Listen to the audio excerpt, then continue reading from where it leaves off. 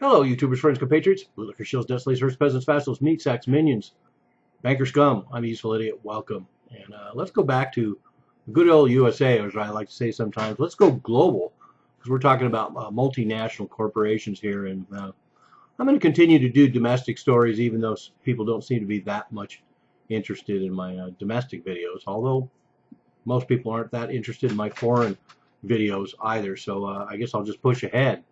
So anyway, this story kind of reminds me of the good old days back when we used to bash bankers, and it was a story that unfolded every day.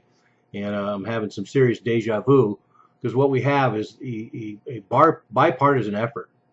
We have the Democrats and the Republicans, or as I like to say, the Dempublicans and the Republicrats have gotten together, and they want to basically give a tax bailout, tax holiday to all the major corporations, including all the too big to fail banks. So right now they're merely negotiating what sort of gift they want to give to these corporations and these banks. So the basic premise of this story is that all these mega corporations, including all the big banks, the top 10 multinationals in this case, that will benefit the most are Apple, Microsoft, Oracle, Amgen, Qualcomm, Gilead Sciences, Goldman Sachs, Bank of America, Citigroup, JP Morgan Chase. And of course, a lot of these banks are the ones that taxpayers bailed out. And taxpayers, there's that word tax again. And yet, when these same corporations are put in a position to pay taxes and put them in the American system and benefit maybe the American taxpayers, no, they hold their money overseas so they don't have to contribute to the country. But so anyway, so these multinational corporations hold $2.1 trillion overseas total, and they are not taxed on it under current regulations. They're not taxed on it until those profits are brought back into the United States. So that's kind of what they're negotiating now. And so the Democrats want the usual 35% tax rate reduced to a one-time 14%, which would save these corporations $100 billion in taxes. And of course, the Republicans want to go from 35%, the usual 35%, to around 10%, which would save these multinationals and banks $122 billion. But it's problematic to just look at the numbers that way because, of course, one thing is the actual rate of corporate taxation in the United States is not 35%. It's 20% to a great extent, and all the way down to zero. A lot of companies like GE end up getting paid back refunds by the United States government, and we have all these industries like the energy industries that are subsidized. So it's kind of interesting to talk about that tax rate. Anyway, Donald Trump, by the way, is interested in doing this deal, and he wants a one-time 10% tax on these repatriated money. And of course, he would. He also wants to reduce the permanent rate from 35 to 15%, in which case most corporations end up paying zero. And this is too big a topic to get into in this video.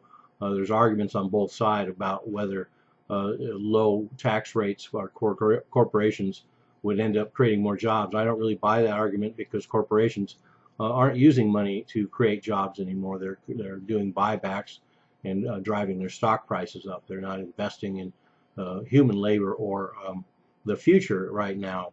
So anyway, when they also talk about this $100 billion that the multinational corporations would save, but the total could go as high as $400 billion when all is said and done, because let's remember that $2.1 trillion in profits is held overseas.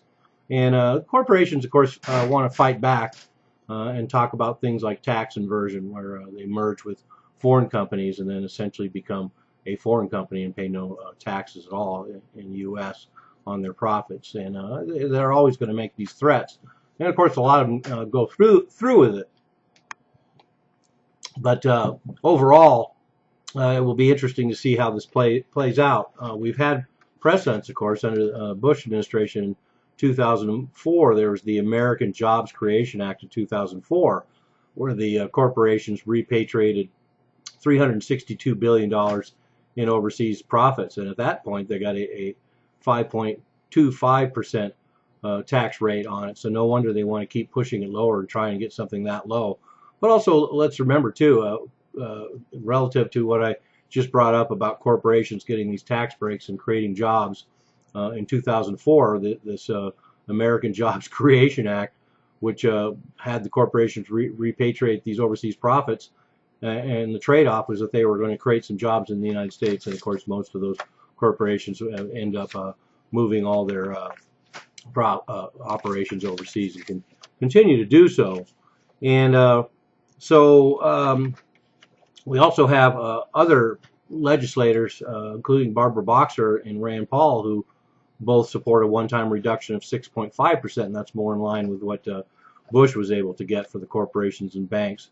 So interesting that we have these people continuing to push to get basically maybe a 0% tax rate to get corporations to repatriate their taxes and their profits to be taxed here in the United States. But there you go. I know people are way past the bailouts, and they don't really pay attention to the banks, too big to fail banks ripping us off anymore, or all these prime examples of incredible corporate welfare.